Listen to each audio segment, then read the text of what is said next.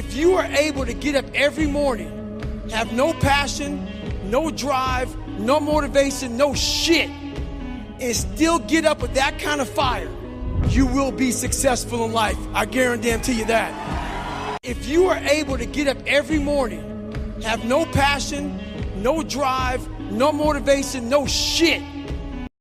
Everybody has a turn back moment. You have a moment where you can go forward or you can give up. But the thing you have to keep in mind before you give up is that if you give up, the guarantee is it will never happen. That's the guarantee of quitting, that it will never happen, no way under. If you stay in bed, if you stay on the couch, if you stay in your comfort zone, if you only do what is easy, your life will be hard. But if you do what is hard, if you get up, if you grind, if you are relentless, if you work as hard as possible, when other people are slacking off, your life will be easy. If you stay in bed, if you stay on the couch,